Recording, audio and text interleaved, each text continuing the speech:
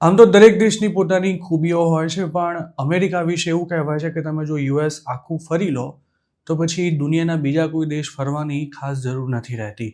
એટલે જ અમેરિકા સૌથી વધુ ટુરિસ્ટને આગળતો દેશ છે. પરંતુ છેલ્લા 3-4 મહિનાથી સ્થિતિ બદલાઈ રહી છે અને યુએસના સોશિયલ મીડિયામાં ખાલીખમ ફ્લાઇટ્સના વિડીયો વાયરલ થઈ રહ્યા છે. જેમાં 2-4 રો ખાલી હોય તેવું નહીં, પણ આખી ફ્લાઇટમાં આંગળીના વેઢે ગણાય તેટલા જ પેસેન્જર્સ જોવા મળી રહ્યા છે. અને તેમાં યુરોપ ઉપરાંત કેનેડા અને મેક્સિકોથી આવતી ફ્લાઇટ્સનો પણ સમાવેશ થાય છે.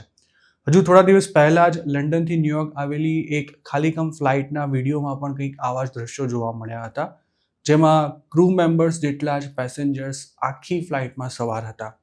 કંઈક આવી જ સ્થિતિ મ્યુનિકથી વેગસ આવેલી એક ફ્લાઇટની હતી, જ્યારે ટોરન્ટોથી ફોર્ટ માયર્સ લેન્ડ થયેલી ફ્લાઇટ તો જાણે ભૂતિયા હોય તે રીતે ખાલીખમ દેખાઈ રહી હતી. લંડનથી શિકાગોની ફ્લાઇટમાં આવેલી એક મહિલાએ તો અમેરિકાની ન્યૂઝ ચેનલ સાથે વાત કરતા ત્યાં સુધી કહી દીધું હતું કે તેણે પોતાની આખી જિંદગીમાં ક્યારેય પણ આવી ખાલીખમ ફ્લાઇટમાં પ્રવાસ નથી કર્યો. યુએસના જે સ્ટેટ્સમાં સૌથી વધુ વિઝિટર્સ આવે છે તેમાં કેલિફોર્નિયાનો પણ સમાવેશ થાય છે. પણ 2025માં આ સંખ્યામાં 10% જેટલો ઘટાડો થવાની શક્યતા છે. એક્સપર્ટ્સનું માનીએ તો ચાલુ વર્ષમાં યુરોપથી યુએસ આવતા વિઝિટર્સમાં 42% જેટલો મોટો ઘટાડો થવાની શક્યતા છે, જ્યારે કેનેડાથી આવતા વિઝિટર્સમાં તો 75% જેટલો ધરખમ ઘટાડો જોવા મળી શકે છે. યુએસનું સૌથી મોટું શહેર ન્યૂયોર્ક પણ તેમાંથી બાકાત નથી અને 2025માં ન્યૂયોર્ક આવતા વિઝિટર્સની સંખ્યામાં 4 લાખ જેટલો ઘટાડો થઈ શકે છે. ઇન્ટરનેશનલ ટુરિસ્ટ ઉપરાંત અમેરિકન્સ પણ હવે ખર્ચા ઓછા કરવા માટે હરવા ફરવા પર કાપ મૂકી રહ્યા છે, જેને કારણે યુએસની એરલાઇન્સના બિઝનેસ પર સીધી અસર થઈ રહી છે. બિલિયન્સ ઓફ ડોલર્સની અમેરિકાની ટુરિઝમ ઇન્ડસ્ટ્રીમાં આવેલા આ અણધાર્યા ઘટાડા પાછળ ડોનાલ્ડ ટ્રમ્પની પોલિસીઝને કારણે ઊભું થયેલું નેગેટિવ સેન્ટિમેન્ટ, ટેરિફ તેમજ ઇમિગ્રેશન પોલિસીને જવાબદાર માનવામાં આવી રહ્યા છે. હજુ થોડા દિવસો પહેલાં જ એવા પણ સમાચાર આવ્યા હતા કે ઇન્ડિયાથી યુએસ જતી ફ્લાઇટ્સના ભાડામાં પણ મસ્ત મોટો ઘટાડો થયો છે, કારણ કે પેસેન્જર્સની સંખ્યા ઘટતા એરલાઇન્સ કસ્ટમર્સને આકર્ષવા માટે ટિકિટ પ્રાઇસ ઘટાડી રહી છે.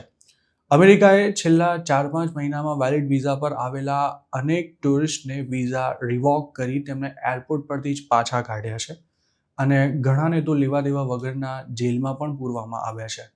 જેના કારણે જેમને યુએસમાં ઓન અરાઇવલ વિઝા મળે છે તે દેશના લોકો પણ હવે ત્યાં જવાનું ટાળી રહ્યા છે.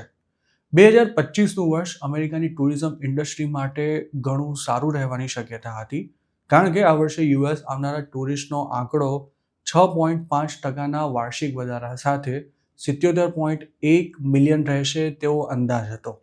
2024માં પણ તેમાં સારો એવો ઉછાળો જોવા મળ્યો હતો અને 2025માં ઇન્ટરનેશનલ વિઝિટર્સની સંખ્યા પ્રી કોવિડના લેવલને ક્રોસ કરી જશે તેવું મનાઈ રહ્યું હતું.